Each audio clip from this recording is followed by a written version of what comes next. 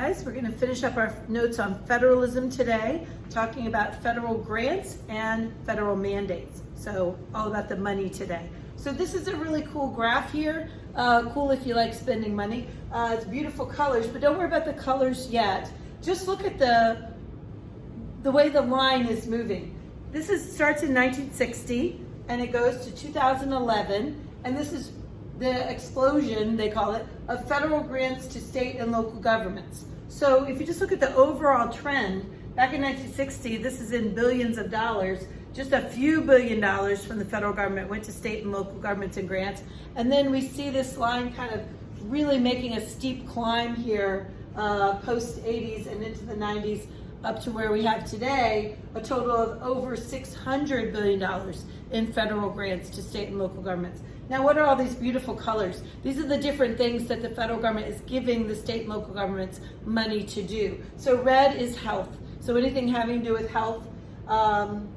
Green is income security, like unemployment. Blue is education, training, employment, social services kind of things. The purple is transportation. And then we have community and regional development, natural resources and environment. It's a pretty skinny one. The energy and other. Other's actually bigger than the energy. Energy is kind of a teeny little gray thing in there. So we just see that the amount of money the federal government is giving to states and local governments to spend on different things is really exploding. So how does that work?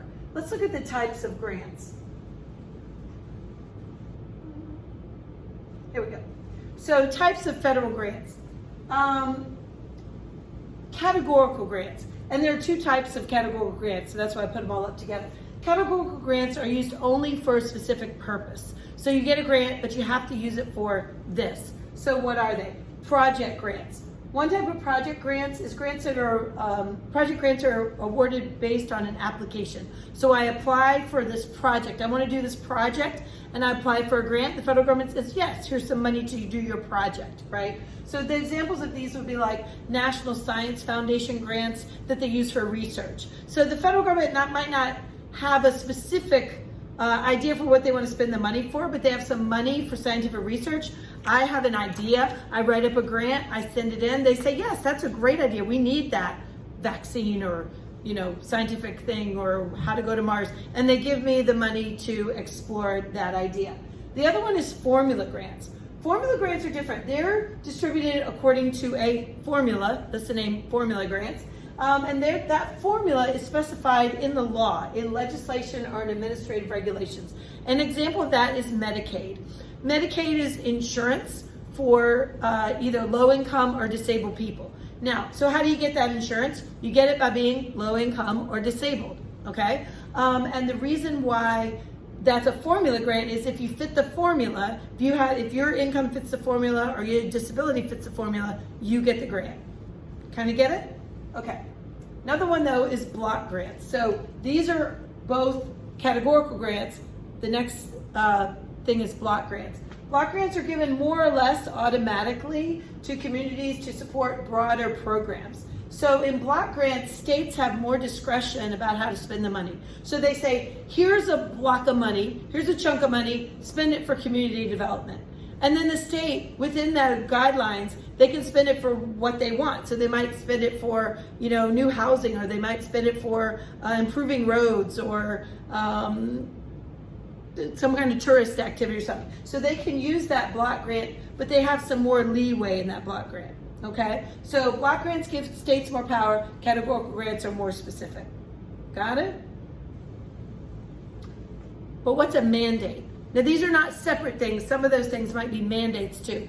But a mandate, if you say you have a mandate to do that, it means you have to. And that's what federal mandates are, telling the states what to do. How can they tell the states what to do? Sometimes they can just do it through law, and sometimes they can do it through bribery. Okay, so federal mandates. Mandates are requirements that direct states or local governments to comply with federal rules, but under a threat. And the threat might be penalties, or it might be that they lose the receipt of a federal grant. So like I said, this is sort of a carrot and a stick thing. They have a rule, and they say, if you follow this rule, we'll give you this prize. Or they could say, if you don't follow this rule, we'll give you this punishment. Sort of like we do at school, right? So what are examples of those? Examples of federal mandates. One is Medicaid, which we just talked about a minute ago. National governments pay most of the cost of Medicaid, but states have to pick up the rest. And Congress expanded the Medicaid program, partly through the Affordable Care Act. And if states want the expanded money, then they have to pick up more money on their side. So that puts a stress on state budgets, right? So we'll give you more money, but only if you spend more money, okay? So that's an example of one federal mandate. Another one is Americans with Disabilities Act. Americans with Disabilities Act requires states to pay to make their facilities accessible, right, to disabled people. But it provides no funds to help with that. So remember, the ADA, the American Disabilities Act, is what we call an unfunded mandate. Medicaid gives part of the funds, they have to pick up the rest. Sometimes mandates give you the funds if you do it, right? The ADA is an unfunded mandate. You have to do it, and we're not giving you any money to do it. But if you don't do it, you'll have a penalty. All right, we're going to be looking at mandates a lot more when we talk about our project that's coming up, okay? Now, two vocab with this. Crossover sanctions. Crossover sanctions are where federal funding from one program is used to influence policy in another program. The 21 drinking age was a perfect example of this. The federal government said, if you don't raise your money, your drinking age to 21, then we're going to cut your money for your highway funds. Two totally different things, drinking age and highway funds, but they link them together, and that's a crossover sanction. It crosses over to a different program and sanctions you in this program if you don't obey the rules in this program. Cross-cutting requirements are different. This is like cut across the board kind of idea. A condition of a federal grant is extended to all activities supported by federal funds, regardless of their source. So the idea of a cross-cutting requirement in Title VI of the Civil Rights Act is an example of that, is if you take money from this federal grant, you cannot discriminate in the program you take the money for, and you cannot discriminate, this is the cross-cutting part, in any of the programs you take money for.